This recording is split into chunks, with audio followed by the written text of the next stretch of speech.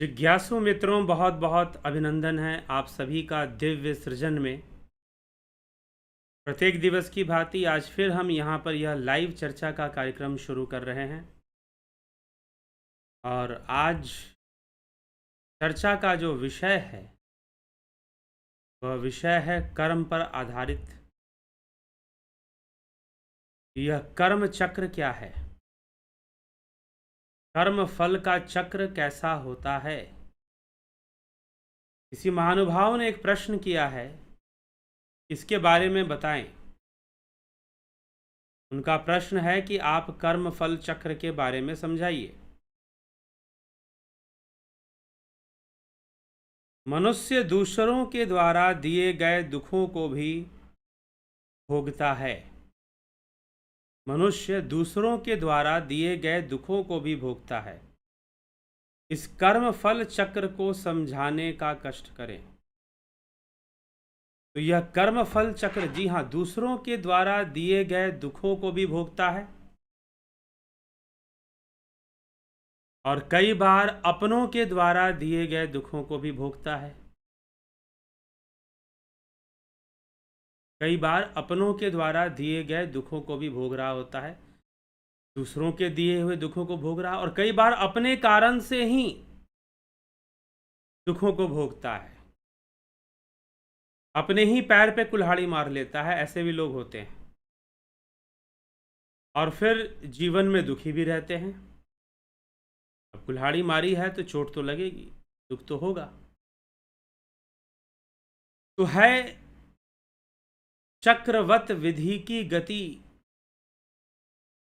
कवि ने कहा है चक्रवत विधि की गति, ऊपर कभी नीचे कभी, सुख दुख न रहते सम, कभी आते कभी जाते कभी। है चक्रवत विधि की गति, ऊपर कभी नीचे कभी, सुख दुख न रहते सम, कभी आते कभी जाते कभी। तो चक्रवत विधि की गति कैसी है, ऊपर कभी नीचे, कभी सुख की ओर तो कभी दुख की ओर है, और यह जीवन में चलता ही रहता है। हमें स्वीकार करना पड़ता है। एक जानते हैं जीवन में समस्या क्या है कि कई बार हम, अब जैसे कि अगर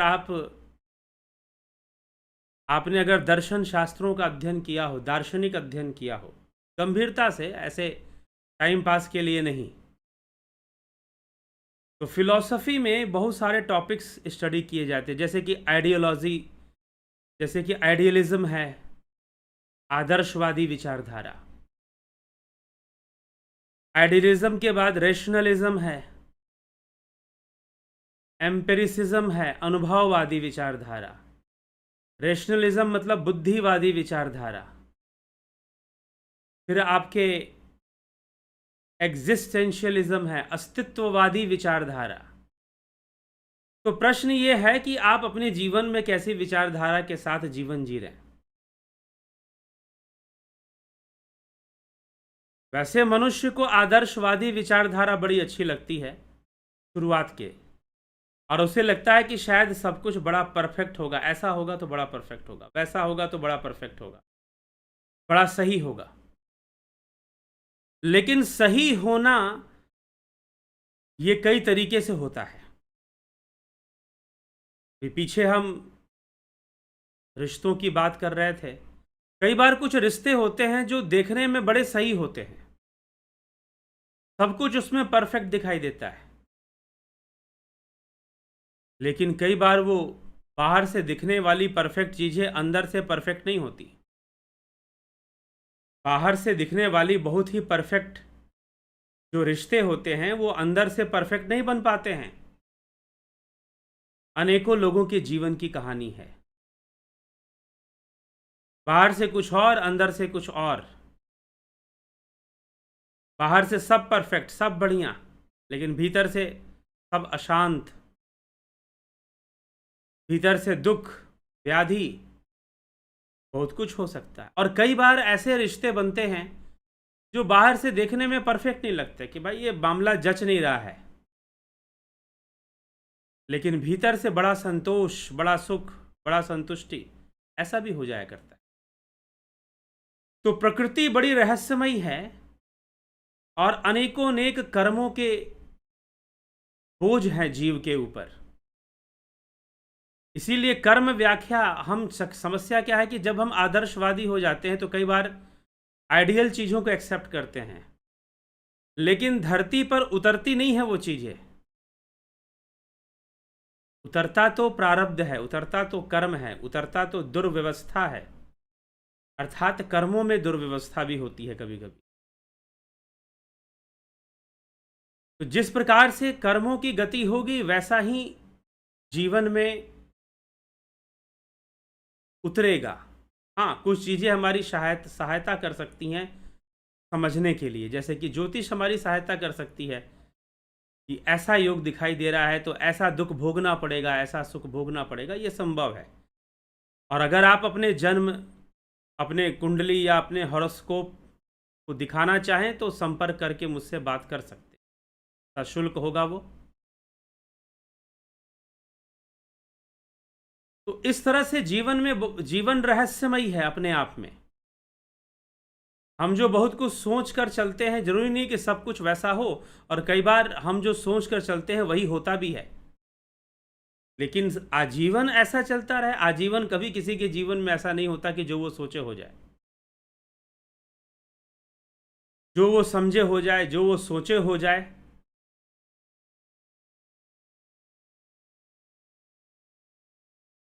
आजीवन नहीं होता। हाँ, लेकिन कुछ समय के लिए ऐसा हो सकता है कि जो आप सोचे वही हो जाए। प्रकृति थोड़ी छूट दे सकती है, क्योंकि कर्मों पर आधारित सारी चीजें होती हैं, तो कर्म कर्म पे आधारित है सब कुछ।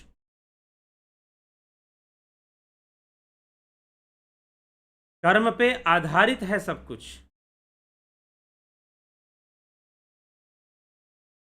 ये हमें समझना है। तो कर्म चक्र क्या है? कर्म फल का चक्र चलता है, कर्म करता है जीव। इसीलिए संत सूरदास जी की वाणी है कि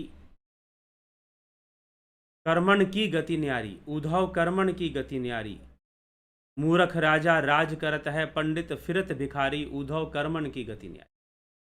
कर्मों की गति न्यारी होती है। जो कर्म होगा उसका फल प्राप्त होगा। क्या फल से बचा जा सकता है? जी नहीं, फल से बचा जा सकता ऐसा तो संभव नहीं है। हाँ, प्रायश्चित के द्वारा थोड़ा सा उसे कम किया जाता है, तपस्या के द्वारा शुभ कर्मों का निर्माण किया जाता है, जैसे कि कर्मों की दिशा परिवर्तित हो जाती है। और परिवर्तित होने पर जो बहुत बड़ा दुख हमें भोगना हो उससे हम थोड़ा बच भी सकते हैं, पूरी तरह से नहीं, थोड़ा जरूर बच सकते हैं। अगर प्रायश्चित कर ली जाए, तपस्या कर ली जाए, तो ऐसा फर्क पड़ सकता है, ऐसा बदलाव आ सकता है।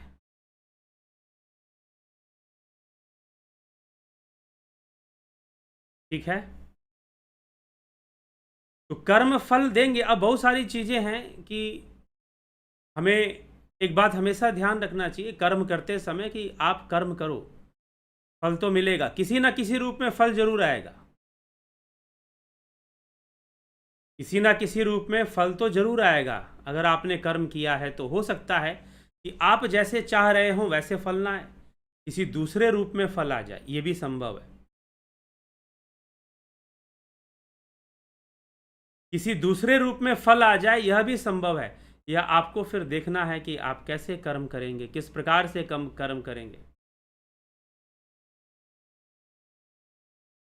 अब क्या किसी को वरदान मिल जाए, श्राप मिल जाए, तो क्या वो भी लगता है? जी हाँ, वो भी लगता है, लेकिन किसी का वरदान या किसी का श्राप उसे कर्मों से नहीं बचा सकता, कर्म फल से नहीं बचा सकता।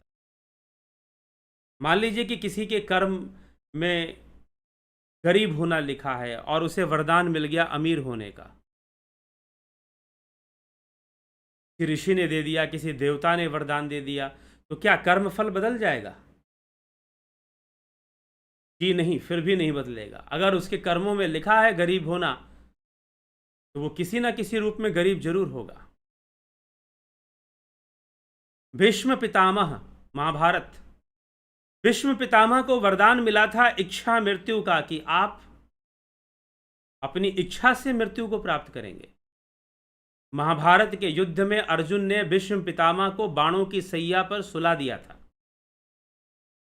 और वो सोए हुए थे, लेकिन उनकी इच्छा नहीं हुई मृत्यु को प्राप्त करने की, देह त्यागने की। उनकी इच्छा हुई कि मैं महाभारत का युद्ध पूरा देखूंगा, उसके बाद देह त्यागूंगा।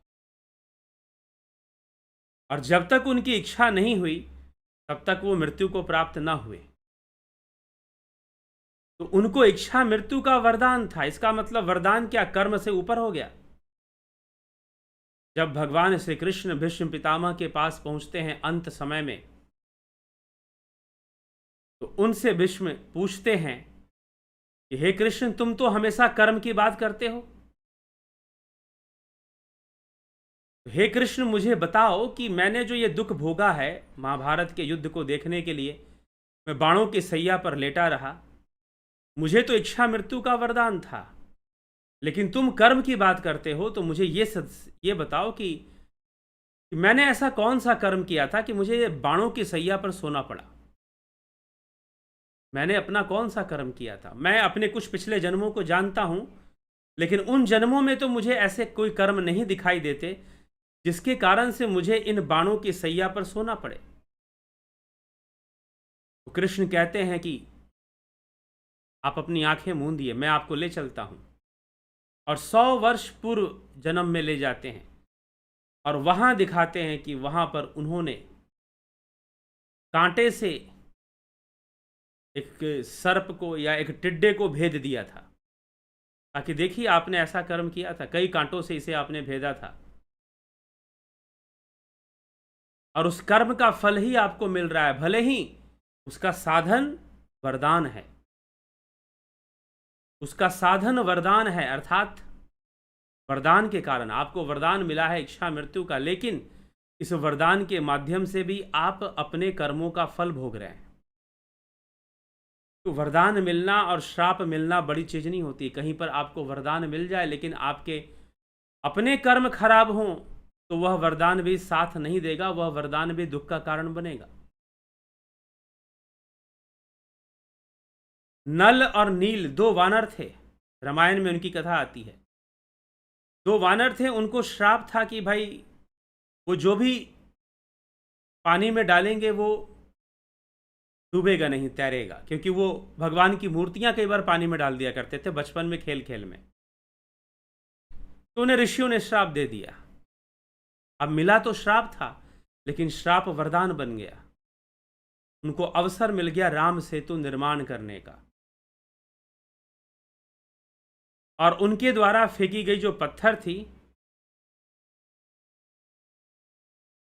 वो डूबती नहीं थी, और उसी से सेतु का निर्माण हो गया। राम सेतु का बहुत बड़ा निर्माण हो गया, राम सेतु बन गया। तो कर्मों की गति तो मिलेगी, कर्म तो आएंगे, कर्मों का फल तो भोगना पड़ेगा।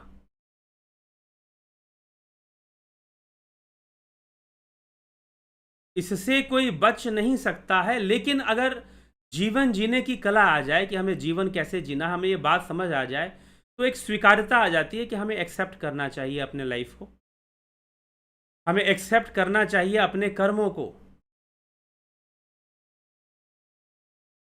हमें स्वीकार करना चाहिए जो जीवन में हमें प्राप्त हो रहा है। लेकिन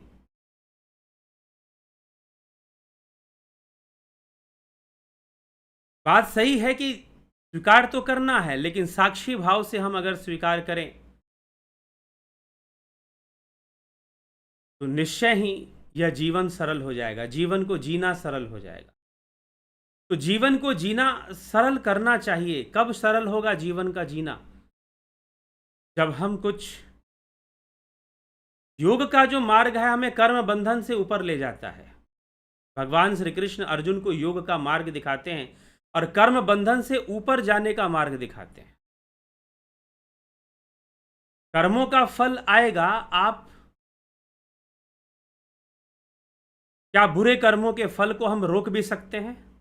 एक और प्रश्न है, क्या कर्मों के फल को रोका भी जा सकता है क्या? जी नहीं, रोका जा सकता, असंभव है। कर्मों के फल को नहीं रोका जा सकता, तो क्या इसका मतलब क्या जो बुरा हो रहा है उसे होने देना चाहिए? जी नहीं, वो भी नहीं। अगर ऐसा होता तो भगवान को महाभारत का युद्ध करने के लिए अर्जुन को वो प्रेरित क्यों करते, कर्म करने की प्रेरित क्यों करते? क्योंकि वास्तव में फल को रोकने का प्रयास नहीं, फल में अनासक्ति होनी चाहिए, फल में अनासक्ति होनी चाहिए। कई चीजें हमारे जीवन में पहले से फिक्स होती हैं कर्मों के आधार पर, प्रारब्ध के आधार पर, लेकिन निरंतर सदकर्म में हमें लगे रहना चाहिए। कर्मों के फल के प्रति अनासक्त होकर उचित कर्मों को करने में लगे रहना चाहिए, क्योंकि इसके अलावा कोई विकल्प नहीं है। कर्म करने के अलावा कोई विकल्प नहीं है, कर्म तो आप करोगे।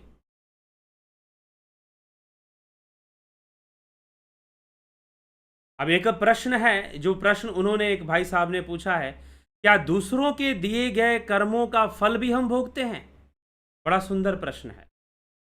तो पहले तो थोड़ा समझना है कि कर्म की शक्ति क्या है।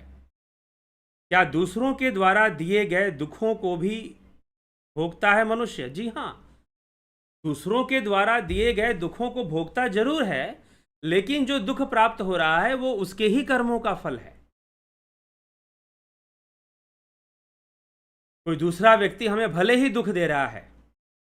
अब यहां पर कई लोग ऐसा प्रश्न करते हैं कि कोई हम पर अत्याचार कर रहा है, गलत कर रहा है, तो हम क्या उसे अपना कर्म फल मानकर उसे सहन करते रहें? जी नहीं, ऐसा भी नहीं है। उसे कर्म फल, अगर वो अत्याचार है, अत्याचार या अन्याय की श्रेणी में आता है, तो यथासंभव बुद्धि विवेक का प्रयोग करते हुए, बुद्धि विवेक बल का प्रयोग करते हुए उस अत्याचार को, उस अन्याय को रोकने का प्रयास करना चाहिए। चाहे वो अन्याय अत्याचार स्वयं के ऊपर हो, चाहे दूसरों के ऊपर हो। वह अन्याय अत्याचार स्वयं के ऊपर हो या दूसरों के ऊपर हो, हमें यथासंभव प्रयास करना चाहिए कि वो अन्याय अत्याचार ना हो। लेकिन फिर प्रश्न उठता है कि अगर अन्याय और अत्याचार उतना कष्ट जब सहना लिखा ही है, तो फिर प्रयास करने का क्या आवश्यकता? समस्या यहीं पर आ जाती है कि आप अपना निर्णय खुद ही ले लेते हो। इसीलिए कर्म सिद्धांत जो है प्रकृति छुपा के रखती है। इसीलिए कहा कि कर्मन की गति न्यारी, उद्धव कर्मण की गति न्यारी। मान लीजिए कि कोई किसी पर अन्याय कर रहा है, अत्याचार कर रहा है, तो हम क्या उसे रोकने का, अगर हमारे अंदर सामर्थ्य है तो हम उसे जरूर रोकने का प्रयास करें। लेकिन फिर एक बात आती है कि उससे तो उतना दुख भोगना लिखा ही होगा, तो फिर प्रयास क्यों करना? छोड़ देते हैं, भोगते रहो दुख, भोगते रहो दुख, ऐसा छोड़ भी तो सकते हैं। लेकिन नहीं, अगर आपने अन्याय होते हुए देखकर आपने ये कह दिया कि नहीं, उसके कर्म में लिखा है तो होने दो, आप पाप के भागी बनोगे। फिर आपका बुरा कर्म जुड़ जाएगा यहां पर। अगर आप देख रहे हो कि अन्याय है, अत्याचार है, तो आप उसे यथासंभव रोकने का, वाणी का प्रयोग कर कर, जो भी शक्ति आपके पास उपलब्ध है उसका प्रयोग कर कर आप उस अन्याय और अत्याचार को रोकने का प्रयास कीजिए। हो सकता है कि आपको असफलता मिले, हो सकता है कि आपको असफलता मिले, लेकिन आपका कर्म व्यर्थ नहीं जाएगा। कर्म सिद्धांत में यही है, सफलता असफलता नहीं देखी जाती। जो अच्छा कर्म है बस करते चलो, हो सकता है कि असफलता ही मिले, लेकिन कर्म तो अच्छा है ना, कर्म तो अच्छा है ना, तो फिर करते चलो। कर्म जब अच्छा है तो करते चलो, फिर प्रतीक्षा मत करो, आगे बढ़ते चलो। सफलता मिले चाहे ना सफलता मिले। अभी किसी ने मुझे फोन किया था, उन्होंने कहा कि मैं जब किसी को आध्यात्मिक बात बताती हूं या कहती हूं तो कोई मेरी बात नहीं सुनता, कोई मेरी बातों पर ध्यान नहीं देता, कोई मेरी बातों पर फोकस नहीं करता, कोई ध्यान नहीं देता मेरी बातों। मुझे बड़ी हताशा होती है, बड़ी निराशा होती है, बड़ी हताशा और निराशा होती है, ऐसा उनके मन में था। मैंने कहा कोई ध्यान दे चाहे न दे, इससे कोई फर्क नहीं पड़ता। आपने एक अच्छी प्रयास की है, आपने एक अच्छी प्रयास की है, लोगों को अध्यात्म से जोड़ने का काम किया है, लोक कल्याण का काम किया है, मानवता सेवा, मानव सेवा का कार्य आपने शुरू किया है, तो यह कार्य आपको करना ही चाहिए, भले ही कोई ध्यान न दे। कर्म का फल आपको जरूर मिलेगा। हो सकता है आपकी बात कोई ना माने, लेकिन कर्मों का फल आप तक जरूर जरूर जरूर पहुंचेगा, इसमें कोई संशय नहीं है। इसीलिए कर्म परायण बने रहना ही विकल्प है, और वो भी शुभ कर्मों का संकल्प लेना ही विकल्प है। हाँ, किसी के द्वारा दुख हमारे जीवन में आ सकता है वह भी कर्मों का ही फल। लेकिन कर्म सिद्धांत या कर्म शास्त्र जो है, मीमांसा शास्त्र जो है, ये प्रेरणा नहीं देता। अगर ये प्रेरणा देता तो कर्म कांड का सिद्धांत नहीं देता। ये प्रेरणा नहीं देता कि छोड़ दो। मैंने किसी एक बहुत बड़े मंच से, कोई बहुत बड़े गुरुजी थे, नाम नहीं लूंगा उनका, वो अपने मंच से कह रहे थे अपने शिष्यों को, या शायद उनके शिष्य लोग जो थे समझा रहे थे कुछ प्रवचन में, कि भाई, उनसे पूछा गया कि अगर ट्रेन में या कहीं पर कोई भिखारी आए तो हमें उसे दान देना चाहिए या नहीं देना चाहिए। तो मन से कहा गया कि अगर आप दान देते हो तो उनके कर्मों में बाधा उत्पन्न करोगे। अगर दान देते हो तो कर्मों में बाधा, वो उनको दुख मिल रहा है, उनके कर्मों से मिल रहा है, तो कर्म के सिद्धांत में बाधा उत्पन्न मत करो, ऐसा गुरु जी ने कहा अपने शिष्यों को। लेकिन प्रश्न है, क्या ये साधारण मनुष्य की औकात है कि वो कर्म सिद्धांत में बाधा उत्पन्न करे? इतनी ताकत रखता है कि कर्म सिद्धांत में बाधा उत्पन्न कर दे? किसी भिखारी को दान दे देने से क्या कर्म सिद्धांत में बाधा उत्पन्न हो जाएगी? अरे उस भिखारी को भी उतना ही मिलना है जितना उसके कर्म में है, चाहे आप दो चाहे ना दो। हाँ, अगर आप देते हो तो आप अपना पुण्य अर्जित करते हो। अगर आप इस भावना से देते हो, बेचारा गरीब है, चलो मैं इसकी थोड़ी सहायता कर देता हूं, अगर आपके अंदर ऐसी भावना है तो आपका पुण्य बन जाएगा। बाकी उसको तो वही मिलना है जो मिलेगा, उसको तो वही मिलना है जो मिलेगा। जी हाँ, देख लो, बहुत सारे लोग हैं ऐसे कि बहुत अच्छा कमाते हैं लेकिन बचा कुछ नहीं पाते, और बहुत ऐसे हैं जो कम कमाते हैं, बचाते भी बहुत हैं। फिर अनेकों कहानियां हैं। एक बार क्या हुआ कि भगवान शिव के दो भक्त थे, दो भाई थे, और बड़ी भक्ति में रहते थे, हमेशा शिव नाम का जप करना, लेकिन बेचारे भिखारी थे, गरीब थे, भीख मांगकर अपना गुजारा चलाते थे। और बहुत भगवान शिव की भक्ति करते थे, उनका नाम लेते थे, उन्हीं का भजन कीर्तन करते थे, और भिक्षा भी मांगते थे, भीख भी मांगते थे। गरीब थे, माता पिता थे नहीं उनके, अनाथ थे, तो भीख मांगकर ही अपना गुजारा चला रहे थे। तब पार्वती जी ने जब ये देखा तो भगवान शिव से कहा कि प्रभु, आपसे इतना प्रेम करते हैं, इतनी भक्ति करते हैं, आपका इतना नाम लेते हैं, आपका इतना गुणगान करते हैं, आप इन्हें अमीर क्यों नहीं बना देते? आप धन दीजिए, इनका जीवन थोड़ा सरल हो जाएगा। वास्तव में जीवन की सरलता धन से नहीं, ज्ञान से होती है। जब ज्ञान प्राप्त होता है तब जाकर जीवन सरल हो सकता है, अन्यथा जीवन की सरलता नहीं, जीवन जटिल ही लगेगा।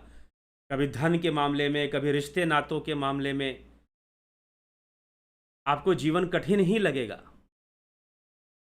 चलिए ठीक है, जीवन कठिन लगेगा, लेकिन कर्म की गति, कर्मों का फल भोगना है। भगवान शिव ने कहा कि देखो, मैं देना भी चाहूं तो नहीं दे पाऊंगा, क्योंकि उनके कर्मों में अभी नहीं लिखा हुआ, समय आएगा जब इनको मिलेगा अपने पुण्य का फल, लेकिन अभी वो समय नहीं आया है। पार्वती जी ने कहा कि नहीं,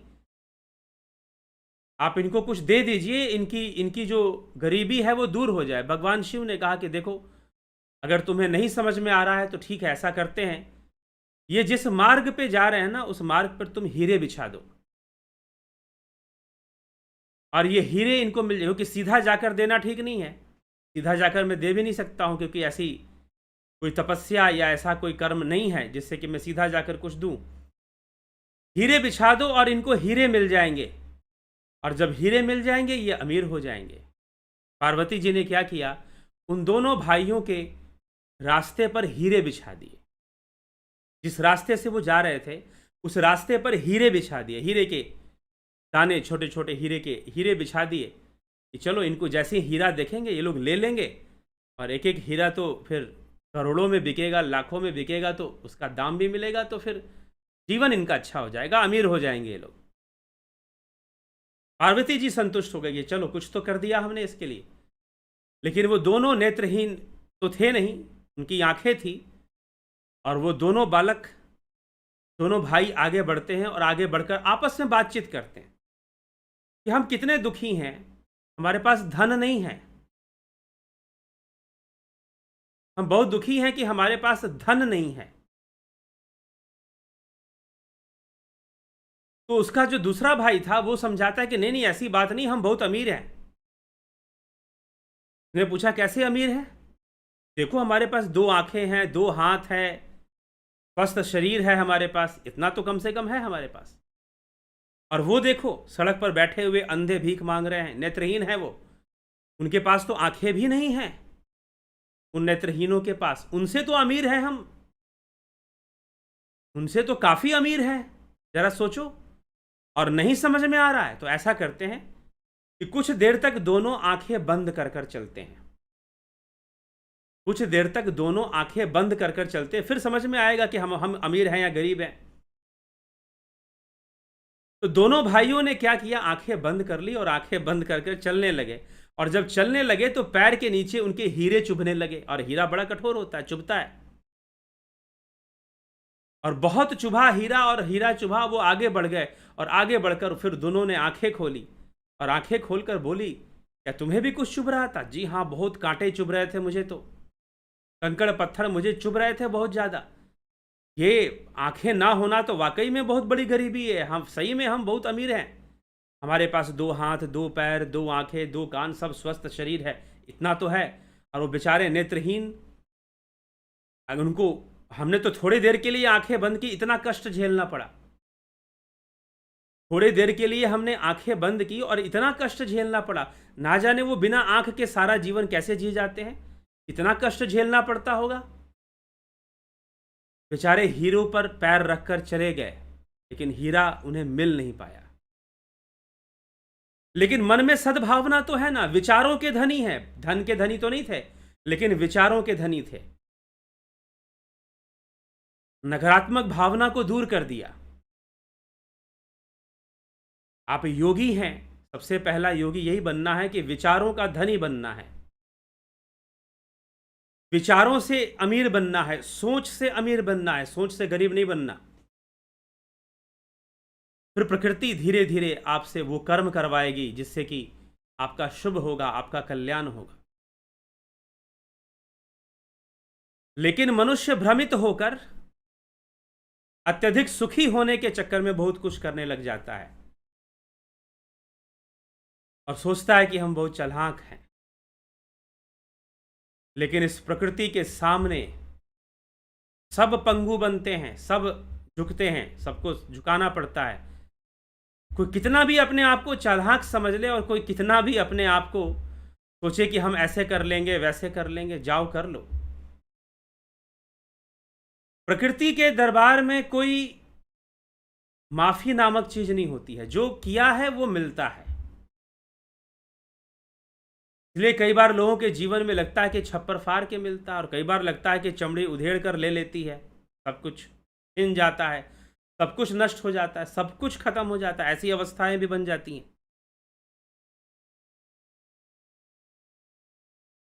तो हमें यह विचार करना है, हमें यह समझना है, यह सब प्रारब्ध से चलता है। तो भगवान शिव भी नहीं दे सकते, शिवजी नहीं दे पाए। शिवजी ने हीरे बिछा दिए मार्ग में, नहीं लेना था उनको, उन्होंने आंखें बंद कर ली जब हीरे बिछे तो।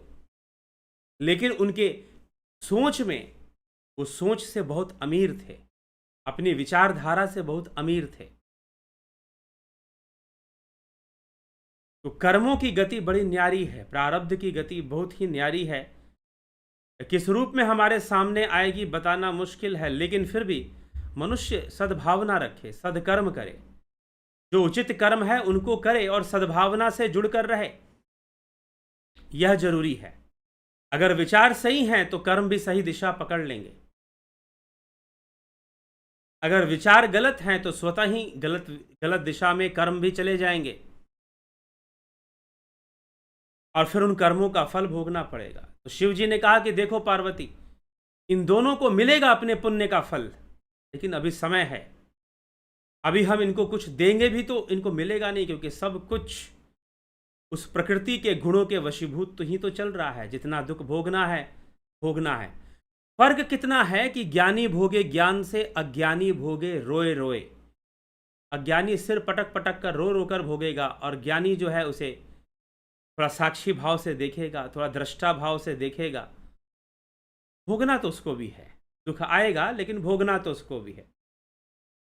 तो साक्षी भाव से, दृष्टा भाव से देखकर ही वह आगे बढ़ेगा। तो ज्ञान होना जरूरी है, अनुभव होना जरूरी है। और जब साक्षी भाव का विकास, ध्यान योग साक्षी भाव को हमारे अंदर विकसित कर देता है। इसलिए साक्षी भाव रखने वाले ही निष्काम भाव से कर्म कर पाते हैं। साक्षी भाव रखने वाले ही निष्काम भाव से कर्म कर पाते हैं, और निष्काम भाव से कर्म करने वाले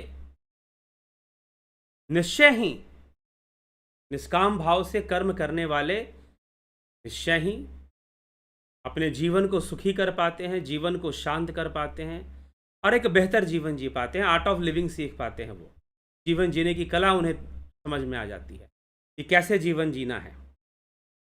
तो है चक्रवत विधि की गति, ऊपर कभी नीचे, कभी सुख दुख न रहते सम, कभी आते कभी जाते कभी। कि चलता रहेगा, कभी सुख तो कभी दुख। कई बार दुख लंबा भी चल जाता है, कई बार सुख लंबा भी चल जाता है। निर्भर करता है कैसा प्रारब्ध है। तो इसीलिए अपने पैरों पे कुल्हाड़ी ना मारे, खुद से अपने कर्म खराब ना करें। अपने पैरों पे कुल्हाड़ी ना मारें और खुद से अपने कर्म कृपया खराब ना करें। और कर्म धुरंधर बनना, एक और बात ध्यान रखिएगा, अगर आइडियोलॉजी लेके चलेंगे, आदर्शवादी ज्यादा बन जाएंगे, कर्मवादी बनिए, प्रैक्टिकल बनिए। कृष्ण आदर्शवादी नहीं थे। अगर कृष्ण आदर्शवादी होते, कृष्ण कर्मवादी थे, कृष्ण रहस्यवादी थे। यह आदर्शवाद पाश्चात्य दर्शन में है कि हम एक आइडियलिज्म को सेट, एक आइडियोलॉजी को सेट कर देते हैं और जजमेंटल हो जाते हैं। और बहुत सारे लोग खुद के प्रति कम जजमेंटल होते हैं, दूसरों के प्रति जजमेंटल, दूसरों के कैरेक्टर के प्रति ज्यादा जजमेंटल रहते हैं। ये फलाने का अपना कैरेक्टर बहुत कम आदमी देखता है, दूसरों का ज्यादा देखता है। समस्या यहीं पर है। कृष्ण की विचारधारा ही कुछ और है। कृष्ण कहते हैं कि स्त्री रत्न को तो चुरा लेना चाहिए, स्त्री रत्न की रक्षा करनी चाहिए दुष्टों से और राक्षसों से। अर्जुन को ऐसा समझाते हैं और कहते हैं कि मेरी बहन सुभद्रा एक रत्न है, और अगर उसका विवाह दुष्टों से होता है, दुर्योधन, दुशासन ऐसे से होता है, तो बहुत ही अनुचित हो जाएगा। इसलिए हे अर्जुन, तुम सुभद्रा से विवाह कर लो, उसका हरण कर लो। ये कृष्ण है। कृष्ण जबरदस्ती का आदर्श नहीं थोपते, ये कृष्ण की विशेषता है। कृष्ण को मानते हो ना आप लोग?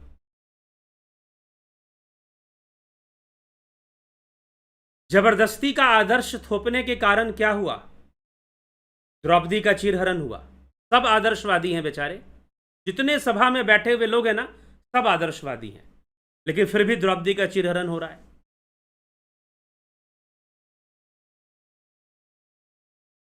फिर भी द्रौपदी का चीरहरण हो रहा है, फिर क्या किया जाए?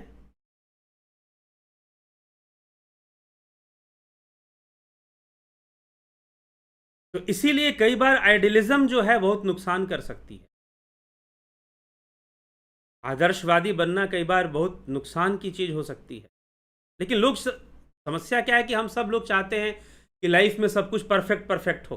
ऐसा होता नहीं है। कई बार बाहर से दिखने वाले परफेक्ट रिश्ते अंदर से बहुत ही इम्परफेक्ट होते हैं,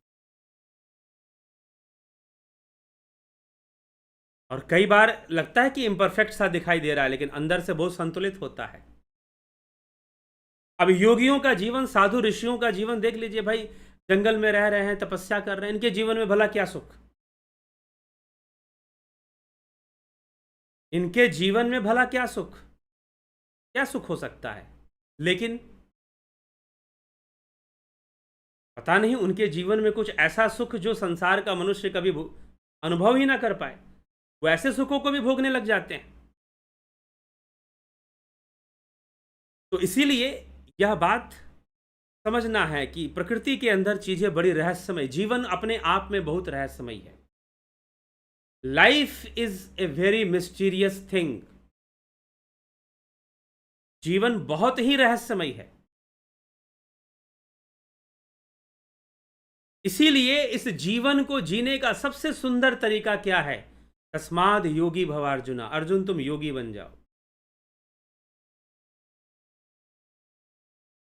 ठीक, अर्जुन तुम योगी बन जाओ तो फिर क्या होगा? अगर योगी बन गए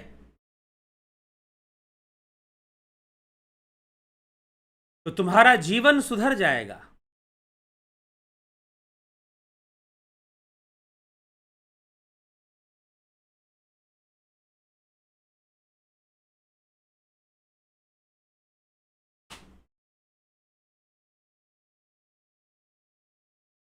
तो योगी बनकर जीवन जीना, यह जीवन जीने की कला है। पहले योगी बन जाओ, साक्षी भाव को ले आओ, निष्काम भाव को ले आओ, साक्षी भाव को ले आओ, योगी बन जाओ, और योगी बनने के बाद फिर जीवन को जीना शुरू कर।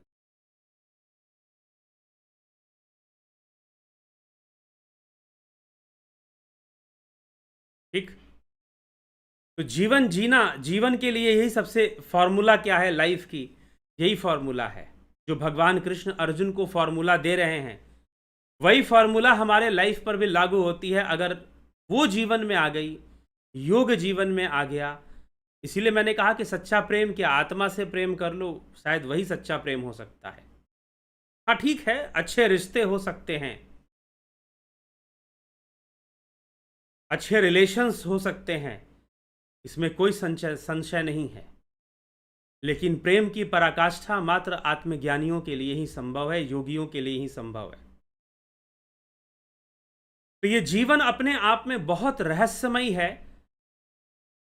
जब हम इसमें बहुत ज्यादा चीजें ढूंढने लग जाते हैं तो कई बार ऐसी चीजें हैं, जैसे कि मान लो कोई पानी हो और पानी के अंदर बहुत सारी चीजें, कौड़ियां हो, पैसे हो, हीरे हो, पत्थर भी रखे हों। तो किसी ने हाथ डाला तो पत्थर मिला, किसी ने हाथ डाला तो हीरा मिला, किसी को हीरा मिल गया, किसी को पत्थर मिल गया। आदमी सोचना, आदमी पजल हो जाता है लाइफ को लेकर। कई लोग मुझे मिलते हैं, कई युवा मिलते हैं 30-35 साल की उम्र में, इतने पजल हो जाते हैं कि भाई ये क्या चीज़ है, जीवन क्या चीज़ है, उन्हें समझ में नहीं आ रहा। पढ़ाई की, लिखाई की, अच्छी नौकरी की, फिर भी पता नहीं कैसे कैसे सिचुएशंस क्रिएट हो जाते हैं। पढ़ाई और नौकरी तक तो लग रहा था कि भाई पढ़ाई कर ली और अच्छी जॉब मिल गई, बस लाइफ सेट, इंजीनियरिंग कर लिया, डॉक्टर बन गए, लाइफ तो बिल्कुल, अब तो कोई दिक्कत आनी नहीं चाहिए। उसके आगे की कोई प्लानिंग ही नहीं बताता। आपको बचपन से यही प्लानिंग दिया गया कि आपको डॉक्टर इंजीनियर बन जाना है या कुछ पढ़कर अच्छा नौकरी कर लेना है, और उसके आगे बस लाइफ चलेगी, नॉर्मल चलेगी। लेकिन नॉर्मल नहीं चलती, बहुत उथल पुथल फिर भी हो जाता है, बहुत उथल पुथल फिर भी हो जाता है, बहुत सारी चीजें फिर भी हो जाती हैं, और वो सोचता है कि ये क्या। पीछे हमने सुना था कि कुछ वर्षों पहले एक आईएएस अधिकारी ने आत्महत्या कर ली थी। तो आईएएस अधिकारी बनने के बाद क्यों आत्महत्या? एक फिल्म स्टार ने आत्महत्या कर ली थी, क्यों हत्या? इतना पैसा, इतनी दौलत, इतनी शोहरत होने के बाद भी आत्महत्या क्यों?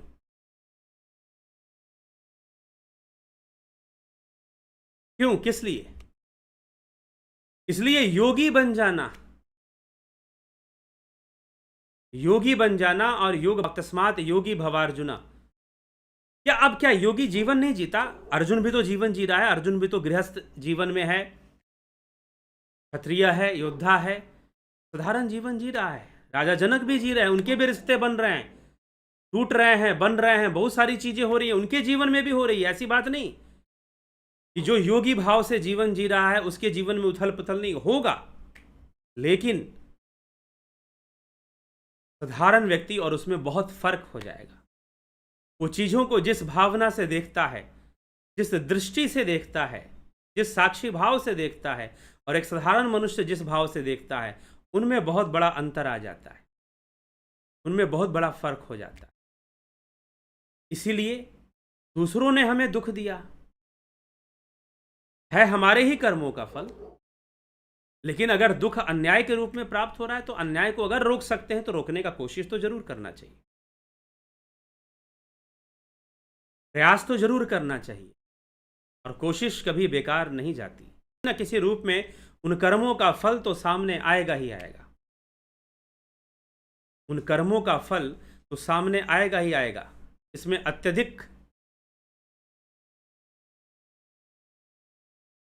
तो इसीलिए कर्म करते रहिए और शुभ कर्मों को करिए। तन्मे मनः शुभ शिव संकल्प मस्तु, शिव संकल्प को धारण करके कर्म करिए और आगे बढ़ते रहिए, यही एक उपाय है। और योगी बनकर जीवन जिए तो जीवन सरल हो जाएगा, नहीं तो जीवन बहुत रहस्यमयी है।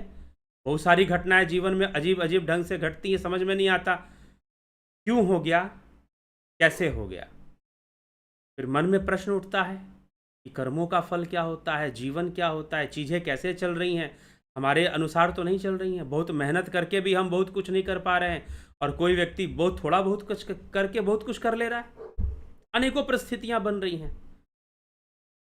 तो जीवन यही है। आप आइडियोलॉजी लेके आप दुखी क्यों होते हैं? क्योंकि आप आदर्श लेके चलते, आप परफेक्शन का आदर्श मान के चलते कि शायद यही परफेक्ट है, शायद ऐसा ही परफेक्ट है, ऐसे ही होना चाहिए, लेकिन नहीं जानते अच्छे से अच्छे रिश्ते और अच्छे से अच्छी चीज़ें जो कि हम परफेक्टली करने की कोशिश करते हैं, वो भी बाद में ऐसे हो जाती हैं जैसे कि हमने क्या किया था और हमने क्यों किया था, ये प्रश्न खड़ा हो जाता है। हमने तो अपनी तरफ से अच्छा किया था, लेकिन फिर भी ऐसे क्यों हो गया। और कई बार कुछ अच्छा करने के चक्कर में लोग इतना दिमाग लगा देते हैं कि कुछ बुरा कर जाते हैं। हर आदमी सब कुछ परफेक्ट कर लेना चाहता है, सब कुछ सही ऐसा हो जाए वैसा हो जाए, प्रयास भी करता है, लेकिन चीज़ें अलग ढंग से होनी होती हैं, चीज़ें अलग ढंग से हमारे सामने आनी होती हैं, और वो आती हैं प्रारब्ध के कारण, वैसे ही उसी रूप में आती हैं। किसी के जीवन में कैसे तो किसी के जीवन में कैसे। कभी कोई राजकुमार बुद्ध बन जाता है, और कभी कोई योगी जो है, साधु जो है, राजा बन जाता है। तो मूर्ख राजा राज करत है, पंडित फिरत भिखारी। कोई रंक बनता है, कोई राजा बनता है, कि चलता रहता है, यह सिलसिला है, एक चलता रहता है। हाँ, अगर आप योगी बन गए, अब देखो दुख किसी के जीवन में आ सकता है। क्या जो बहुत अमीर हैं वो भी आत्महत्या कर लेते हैं बेचारे, वो भी बहुत दुखी हो जाते हैं, क्या दुख फिर भी हो जाता है। इसी का नाम प्रकृति है। आप ये समझिए कि आप अपने जीवन में जितना भी परफेक्ट सिचुएशन अपने लिए सोच सकते हैं, सोच लीजिए, ऐसा हो जाएगा, मैं ऐसा करूंगा, वैसा करूंगा, और सारी चीजें परफेक्ट हो जाएंगी। लेकिन यह प्रकृति फिर भी आपको दुख देगी। तारकासुर ने वरदान मांग लिया कि शिव पुत्र के अलावा कोई मुझे मार ना पाए, क्योंकि वो जानता था कि शिव का पुत्र होगा नहीं। शिव तो तपस्वी हैं, समाधि में बैठे हैं, क्या वो विवाह करने कभी जाएंगे नहीं वो। उनको अब तारकासुर को क्या पता कि पार्वती जी की तपस्या से प्रभावित होकर शिव समाधि तोड़कर विवाह करने निकल पड़ेंगे। अब ये तारकासुर ने सोचा भी नहीं था, उसकी कल्पना के बाहर था, और उसे लग रहा था कि मैं मरूंगा ही नहीं, अब तो आजीवन हमेशा जीवित ही रहूंगा, मैं अमर हो जाऊंगा। लेकिन नहीं, भगवान कार्तिकेय का जन्म हुआ, तारकासुर का वध हुआ। तो आप परफेक्ट से परफेक्ट सोच लो, परफेक्ट से परफेक्ट तैयारी कर लो, ये प्रकृति आपके परफेक्ट से परफेक्ट को भी बिगाड़ने का ताकत रखती है। वो ऐसे सिचुएशन क्रिएट कर देगी कि सब कुछ अच्छा होते हुए भी सब कुछ बुरा होने लग जाए। और कई बार लोग सब कुछ अच्छा करने के चक्कर में गलत कर्म भी कर लेते हैं, अपने आप को चालाक समझकर, ज्यादा स्मार्ट समझकर बुरे कर्म भी कर देते हैं। फिर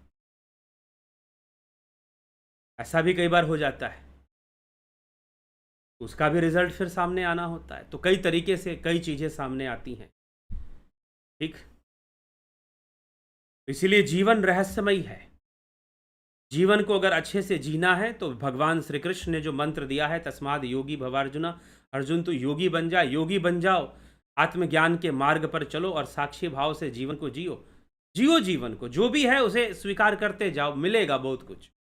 और अच्छे कर्मों को भी करते जाओ, अच्छे कार्यों को भी करते जाओ, बहुत कुछ प्राप्त होगा। ठीक है, लेकिन योगी बनकर, साक्षी भाव से, दृष्टा भाव से जीवन को इस तरह से देखते हुए अपने आप को अलग कर लो इस संसार से, साधना में रत कर लो, ध्यान योग में रत कर लो, और फिर अलग भी कर लो। फिर देखो, फिर बीत रहा है, बहुत सारी चीजें सामने से निकल रही हैं। जीवन नदी के समान है, जैसे नदी में पड़ा हुआ एक पत्थर, एक शिला अपने ऊपर से जाते हुए नदी की धार को देख रहा है।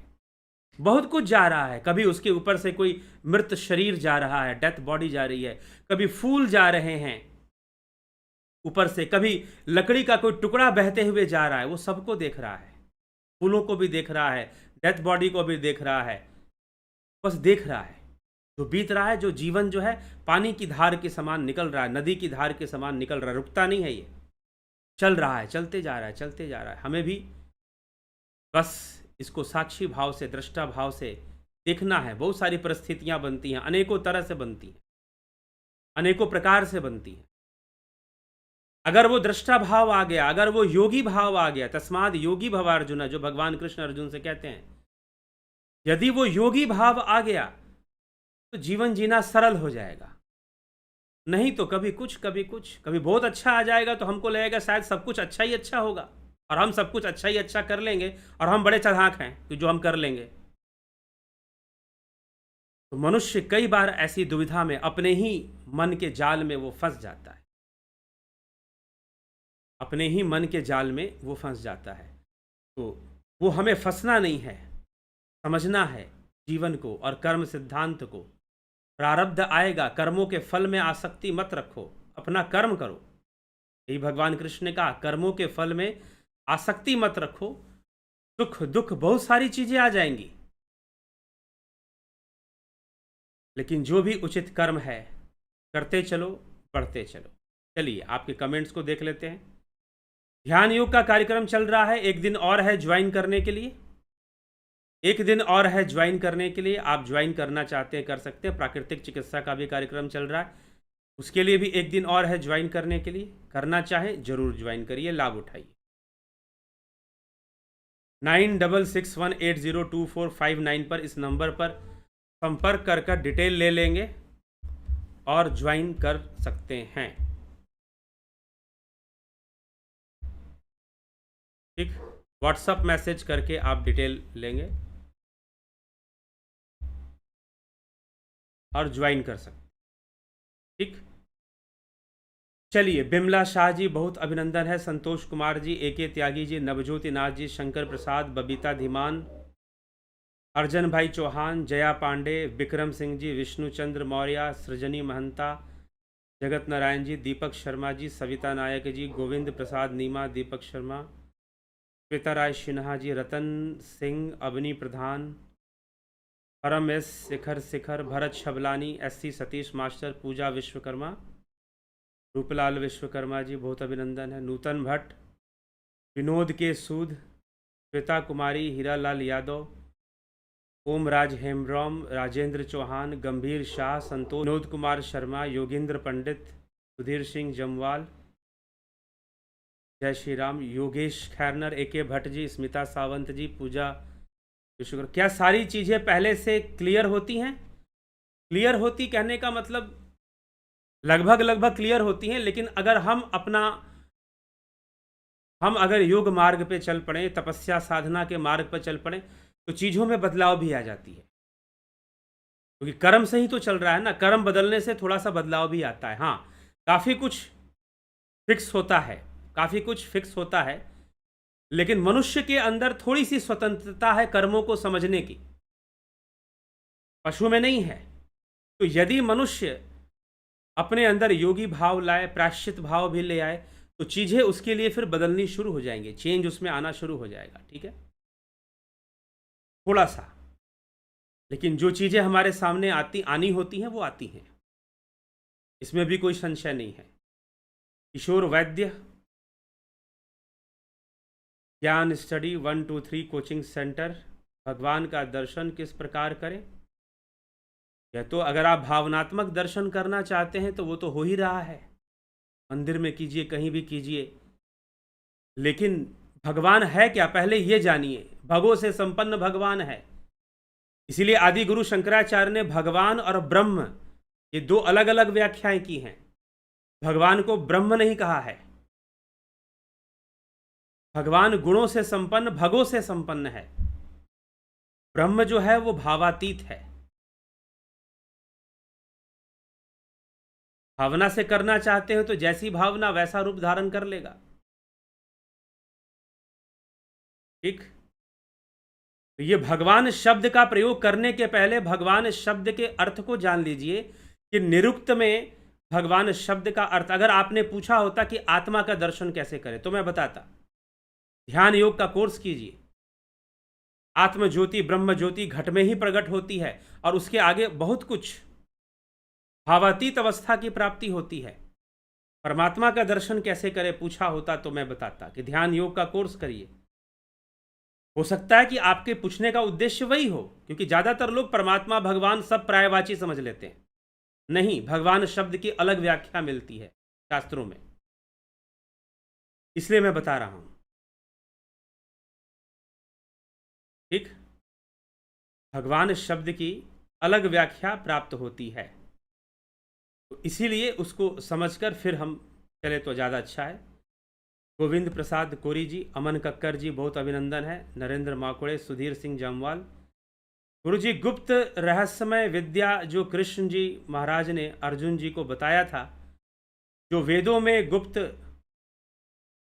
गोपनीय है, जो दिव्य योग है, क्या वो अब भी कहीं मौजूद होगा? अगर मिल जाए तो उसका पथ करना चाहिए। ध्यान योग है, हमारे शास्त्रों में वो विद्या बताई गई है, आप अपने आप में ही उसे गुप्त कहे जा रहे हैं। हमारे शास्त्रों में, पुराणों में कई जगहों पर साधना की ऐसी गुप्त विधियां बताई गई हैं। हाँ, जिसने अभ्यास, हाँ, करवा वही पाएगा, आप उसी के माध्यम से जानेंगे जो स्वयं इसका अभ्यास कर रहा हो, जान रहा हो। जो ध्यान योग जो चलता है, इसमें गुप्त विद्याएं हैं, जिससे कि व्यक्ति शून्य की अवस्था तक जाता है। इसमें गुप्त विद्याएं हैं जो दिव्य नेत्र का उन्मूलन कर देती हैं, दिव्य नेत्र को खोल देती हैं।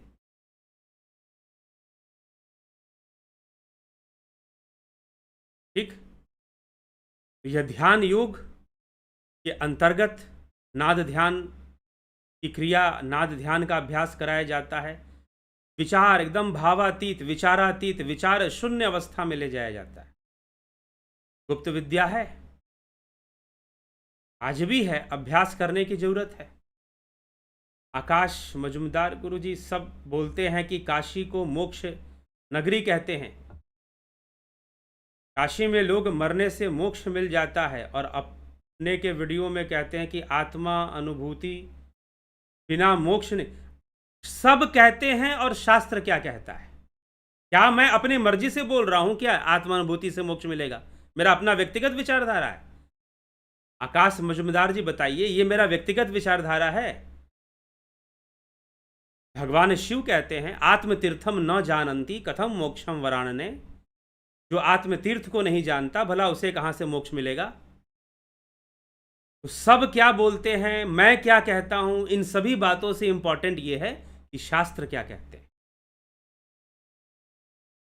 इन सभी बातों से ज़्यादा महत्वपूर्ण है कि शास्त्र क्या कहते हैं। ठीक है, नहीं तो शास्त्र ही तो समस्या का समाधान करेंगे। नहीं तो कोई ये कहेगा, कोई वो कहेगा, तो धर्म रहेगा नहीं ना। फिर धर्म जो है वो धर्म रहेगा ही नहीं, कुछ और हो जाएगा, नेतागिरी चलेगी सिर्फ खाली। और जिनको नेतागिरी चलानी है वो नहीं चाहते कि लोग शास्त्र पढ़ें, क्योंकि शास्त्र पढ़ लेंगे तो नेतागिरी मुश्किल से चल पाएगी। फिर सही में अगर हिंदू समाज अपने शास्त्रों का सही सही ज्ञान कर ले तो फिर बात बदल जाएगी। सविता नायक जी, पलक धारी जी, राजभर जी, राजेश भाई मकवाना, सुधीर सिंह जमवाल।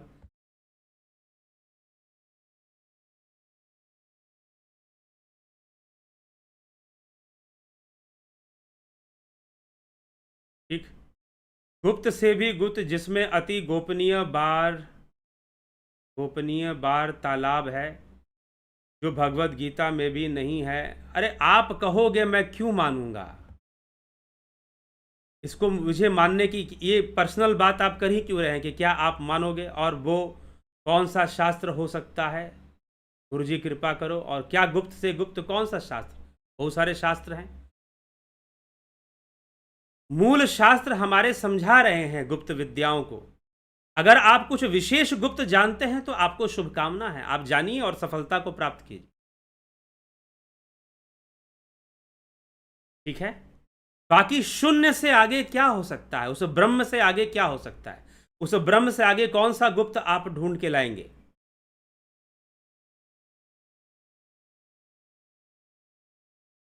ठीक, बहुत सारे शास्त्र हैं जो साधना की विधियां हमें बता रहे हैं। योग सूत्र है, पतंजलि योग सूत्र है, हठ प्रदीपिका ग्रंथ है, गुरु गोरखनाथ जी के कई शास्त्र हैं, योग बीज है, सिद्ध सिद्धांत पद्धति है, विज्ञान भैरव तंत्र है, शैव दर्शन, कश्मीरी शैव दर्शन के अंतर्गत विज्ञान भैरव तंत्र भी आता है।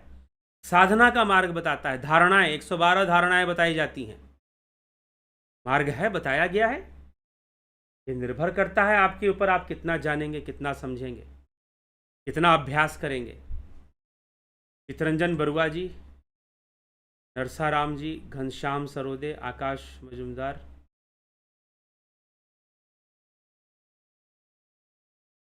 किसी के ना चाहते हुए शिव जी या कोई गुरु जी, किसी के ना चाहते हुए कोई किसी को मोक्ष नहीं देता। राकेश गुप्ता जी, पवन कुमार गुप्ता जी,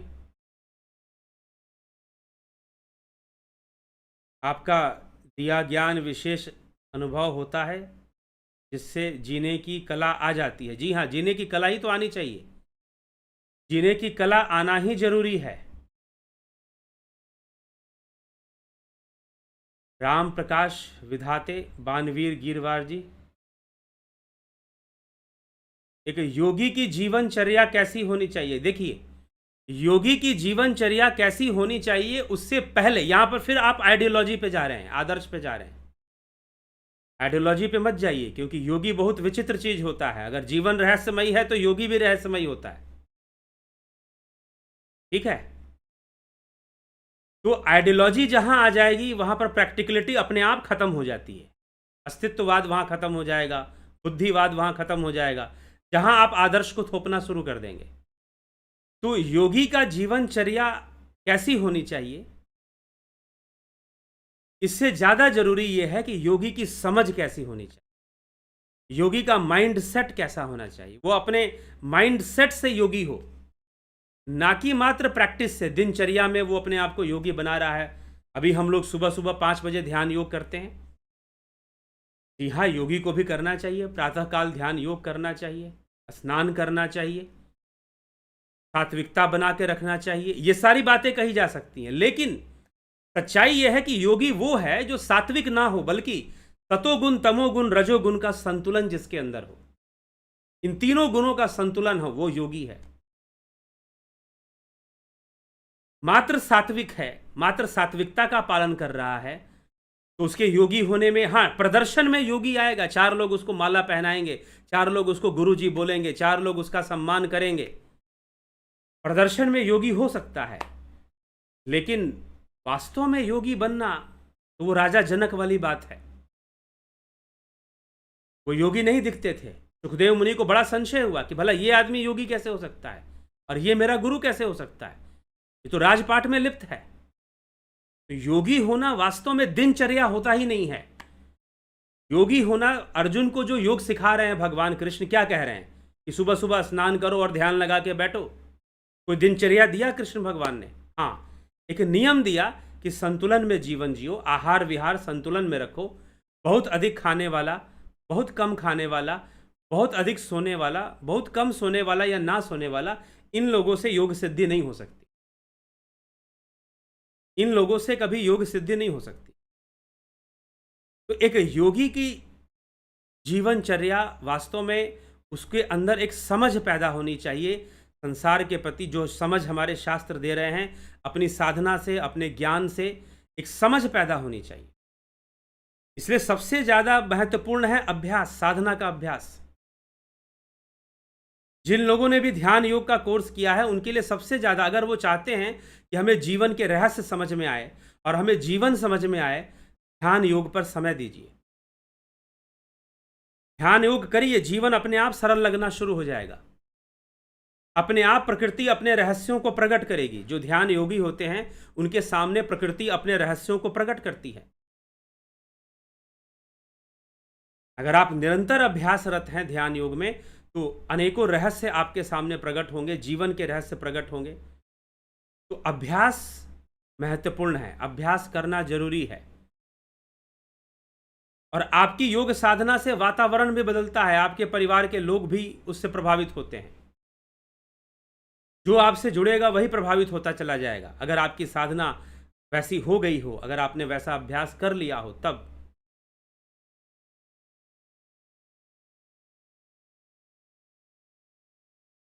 ठीक, तो यह सब बहुत सारी बातें हमें विचार कर कर समझना है। तो पहले समझ पैदा हो जाए, फिर दिनचर्या, फिर जीवनचर्या। अपने आप योगी को निष्काम भावना से कर्म करना चाहिए, लेकिन सारे कर्तव्यों की पालना भी करना चाहिए, जैसा अर्जुन से कहा जा रहा है कर्तव्य पालना के लिए।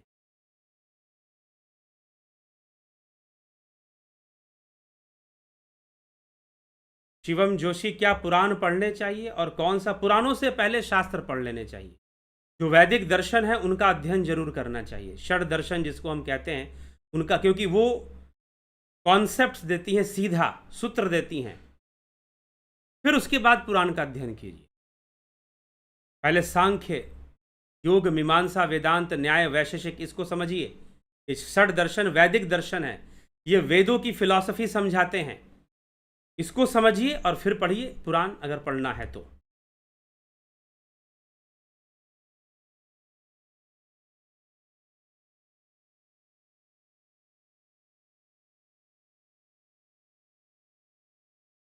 गुरुजी, अगर सब कुछ परमात्मा का स्वरूप है तो क्या एक से ज़्यादा स्त्रियों के साथ इनको भगवत स्वरूप समझकर अपना प्रेम प्रकट कर सकते हैं? जब सब कुछ परमात्मा का स्वरूप है तो कोई स्त्री रहेगी ही नहीं। अगर आप सब कुछ परमात्मा का स्वरूप देख रहे हैं तो आप स्त्री को देखोगे ही नहीं, फिर आप परमात्मा को देखोगे। ठीक है ना? और परमात्मा इंद्रियों का विषय नहीं है। परमात्मा जो है वो इंद्रियों का विषय नहीं है। फिर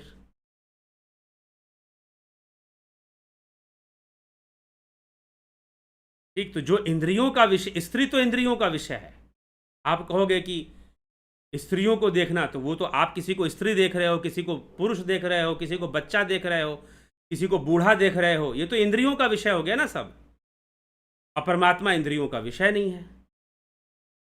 मेरा वेदांत ग्रंथ पढ़ने में मन नहीं लगता, तो ये तो बीमारी है, रोग है ये, अगर मन नहीं लगता। तुलसीदास जी कहते हैं वो व्यक्ति बीमार है जिसको सत्संग में मन न लगे, जिसे शास्त्र चर्चा में मन न लगे, बीमार है। जो न सुनई हरि गुण गाना, श्रवण रंध्र एहि भवन समाना। सांप के बिल के समान उसके कान है। जो न करई राम गुण गाना, जीह सो दादुर जीह समाना। कि उसके जो जिह्वा है वो मेंढक की जिह्वा के समान है। तो अगर आपको वेदांत में मन न लगे तो समझिए कि बीमारी है। अभी थोड़ा सा उस बीमारी ठीक होगी तो फिर मन लगेगा। वेदांत में मन न लगे तो सांख्य पढ़िए। योग पढ़िए, पतंजलि का योग दर्शन बहुत ही रोमांचित कर देने वाला है। पतंजलि का योग दर्शन बहुत ही रोमांचित कर देने वाला है। योग पढ़िए।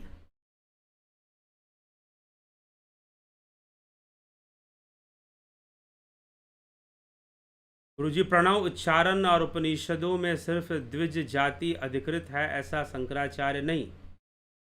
कहीं पर शंकराचार्य ने ऐसा वर्णन नहीं किया है। और रामानुजाचार्य तो खुद ऐसे जो द्विज नहीं थे उनके घर में बैठकर भोजन करते थे। रामानुजाचार्य ने ही जो भक्ति क्रांति लाई थी वो जाति प्रथा के विरुद्ध में थी। कहीं पर उन्होंने लिखा हो, उनके साहित्य में लिखा हो तो मुझे नहीं पता, लेकिन आदि गुरु शंकराचार्य के साहित्य में तो नहीं मिलता। ठीक है।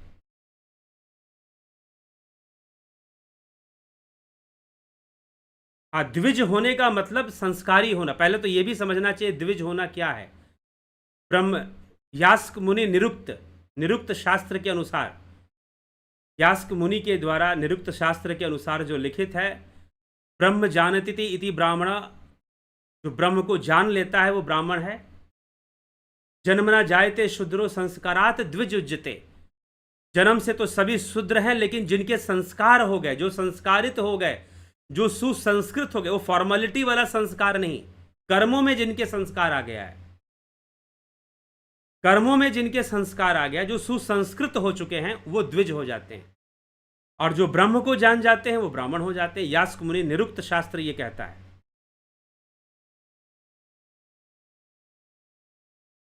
आपने किसी वीडियो में कहा कि सेंस कंट्रोल करने से प्रकृति संतुलन में आ जाती है, क्या ये सही? मैंने किसी वीडियो में ऐसा नहीं कहा है। योग करेंगे तो धीरे धीरे इंद्रियों पे नियंत्रण आएगा, तो प्रकृति पर निश्चय ही हमें प्रकृति के बहाव पर एक नियंत्रण आएगा। प्रकृति का जो खेल है उसको हम रोक तो नहीं पाएंगे, लेकिन हम खुद को अलग कर पाएंगे उससे। और अलग रहेंगे तो वो उसकी प्रतिक्रिया हमारे भीतर नहीं होगी, उसका रिएक्शन हमारे अंदर नहीं होगा। ठीक है। अब कोई प्रश्न है आपके अंदर? आपको कौन सा दर्शन पसंद है? मुझे तो सब पसंद है। तो सब अपना अपना विषय देते हैं। न्याय तर्क का विषय देता है, वेदांत का विषय ब्रह्म है, सांख्य का विषय सृष्टि है, योग का विषय कैवल्य है, समाधि है, वैशेषिक का विषय तत्व है, न्याय का विषय वाद विवाद है, तर्क है। तो अपने विषय के अनुसार हर दर्शन में मेरी रुचि है। आपको कौन सा दर्शन पसंद है? सारे ही पसंद है जी, सारे ही पढ़े हैं।